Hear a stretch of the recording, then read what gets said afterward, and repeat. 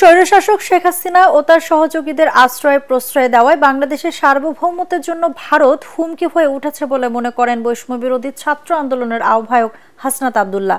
ATN বাংলাকে দেওয়া সাক্ষাৎকারে তিনি বলেন, পতিত শেখ হাসিনার অধীনে বাংলাদেশকে সেভেন সিস্টার্সের মতো একটা রাজ্য মনে করত বলেই ৫ আগস্টের গণঅভ্যুত্থান মেনে নিতে পারেনি ভারত। এই অবস্থান থেকে সরে না এলে দুদেশের দূরত্ব আরও বাড়বে বলে মনে করেন এই ছাত্র নেতা। আদিন সজীবের রিপোর্ট। ৫ আগস্ট ২০২৪ ছাত্র জনতার গণঅভ্যুত্থান, ভারতে পালিয়ে যায় শেখ হাসিনা। দীর্ঘ স্বৈরশাসনের পতনের পর থেকেই বাংলাদেশ নিয়ে ভারতের অবস্থান বদলে যায়। একদিকে হাসিনা সহ আওয়ামী লীগ নেতাদের ঠাঁই দেওয়ার পাশাপাশি সংখ্যালঘু, ভিসা জটিলতা সহ নানা ইস্যুতে দেশটির বাড়াবাড়ি আচরণ, বিপরীতে ঐক্যবদ্ধ বাংলাদেশ। আমরা সবাই একই পরিবারের সদস্য। সংযত হয়ে সামাল দিচ্ছে কঠিন পরিস্থিতি।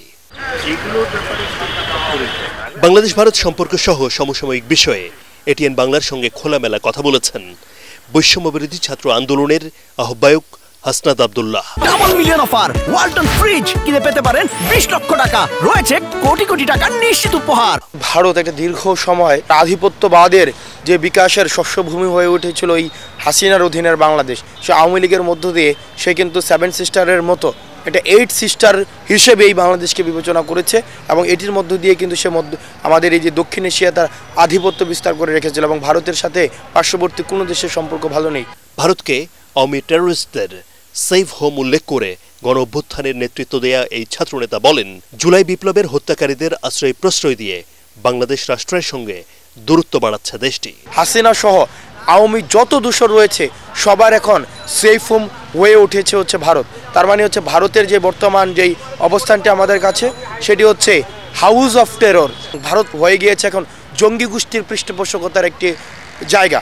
এখন এই জঙ্গি গোষ্ঠীর পৃষ্ঠপোষকতা দিতে গিয়ে ভারত আমাদের যে সার্বভৌমত্ব, আমাদের যে অখণ্ডতা, সেটির উপরে হচ্ছে ভারত হুমকি স্বরূপ হিসাবে আমরা বিবেচনা করছি। নির্দিষ্ট কোনো দলের লেন্স দিয়ে নয়, প্রতিবেশী দেশটিকে বাংলাদেশের জনগণের ভাষা বোঝার পরামর্শ দিয়েছেন হাসনাত আব্দুল্লাহ। আওয়ামী লীগ ছিল ভারতের বেতনভুক্ত একটি কর্মচারীর মতো করে ভারতের এজেন্ডা বাস্তবায়ন করেছে।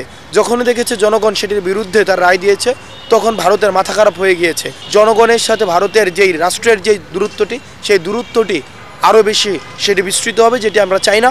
বরং আমরা চাই ভারত রাষ্ট্রের সাথে বাংলাদেশের রাষ্ট্র সম্পর্ক হবে।